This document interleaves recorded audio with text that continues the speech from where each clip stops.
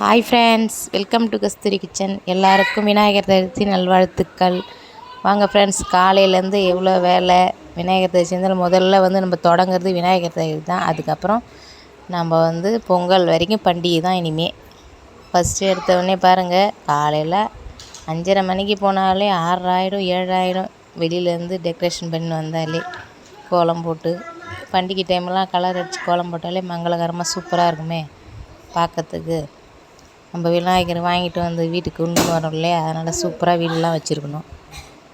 அதை சூப்பராக வீட்டுக்கு அழைக்கணும் இல்லையா, கோலம்லாம் போட்டு. அப்புறம் எங்கள் வீட்டில் இன்னொரு விநாயகர்களை அவருக்கு அலங்காரம் பண்ணி ஃபஸ்ட்டு கோலம் அழகாக அவர்கிட்டையும் கலர் அடித்து கோலம் அடிச்சாச்சு. அப்படியே கொஞ்சம் கொஞ்சமாக வேலையை தொடங்க வேண்டியதான். இனிமேல் காலையில் டிஃபன் செஞ்சு கொடுத்துட்டேன். அப்போ தான் சாப்பிட்றதுக்கு படைக்கிறதுக்கும் டைம் கொடுப்பாங்க. அவங்க ஃபஸ்ட்டு அவங்க பசியை காலைல டிஃபன் கொடுத்து ஆய கட்டிடணும். இங்கே பாருங்கள், இதுமாரி நம்ம கொழுக்கட்டைக்கு மாவு சலித்து நம்ம வாங்குறதோட வீட்டில் செஞ்சோம்னா அந்த மாவை சலிச்சுட்டு நம்ம தீனி வச்ச கொழுக்கட்டை எடுத்துகிட்டு அதுக்கு பிடி கொழுக்கட்டைக்கு அந்த நொய் மாரிக்குது அது பிடிக்கும்.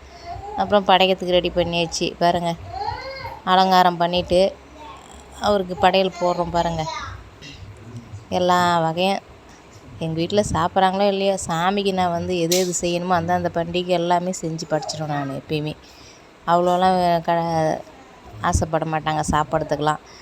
நிறைய நான்வெஜ் தான் விரும்புவாங்க எங்கள் வீட்டில்.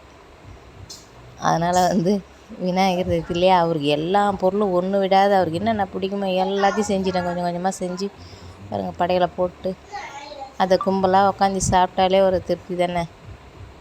பாருங்கள், அனைத்து பொருளும் வச்சுட்டேன் அவருக்கு அலங்காரம் பண்ணி. இதுமாரி காலையிலே அவங்களுக்கு கொஞ்சம் பசியை ஆய கட்டிட்டோன்னா நம்ம படைக்கிறதுக்கு டைம் கொடுப்பாங்க.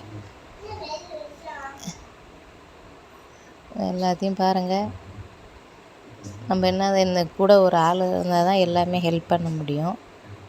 எங்கள் பொண்ணு எல்லாத்தையும் ரெடி பண்ணிட்டாங்க பூஜைகளாம். நான் சமையல் பண்ணிட்டேன். அப்புறம் படைக்க தொடங்கிட்டோம். பாருங்கள், வெளியிலேருந்து படைச்சிட்டு வெளியில் முருகர், விநாயகர், சிவன் எல்லாமே இருக்காங்க. இது வாடகை வீடு தான் நாங்கள் இருக்கிறது. இருந்தாலும் நம்ம வீடு மாரியே செஞ்சால் தான் நம்மளும் எத்தனை இது இருந்தால் நமக்கு நல்லா வழிகாட்டுவார் கடவுள். பாருங்கள், நம்ம வீடு மாரியே நம்ம அலங்காரமாக பண்ணால் தான் நம்ம விநாயகருக்கு நல்லா வழிகாட்டுவார். படையல் போட்டாச்சு. நல்லா எங்கள் பிள்ளை வேலைக்கு போயிட்டாங்க, அவசரமாக இருக்குன்னு. மீதி இருக்குது எங்கள் குட்டீஸு, அப்புறம் எங்கள் சிஸ்டர் பையன் ஒருத்தன் இருக்கான், அப்புறம் எங்கள் ஹஸ்பண்ட் இருப்பாங்க. எங்கள் பொண்ணு அவ்வளோதான் படைக்கிறதுக்கு. பூஜை போட்டு அப்படி நல்லா படிப்பு வரணும், எல்லோரும் நல்லா வழி காட்டணுன்னு படைக்கிறோம். இதுக்கப்புறம் எல்லோரும் நல்லா இருக்கணும். அவ்வளோதான் ஃப்ரெண்ட்ஸ். உங்கள் வீட்டில் என்ன ஆனிட்டு கமெண்டில் சொல்லுங்கள். Bye friends.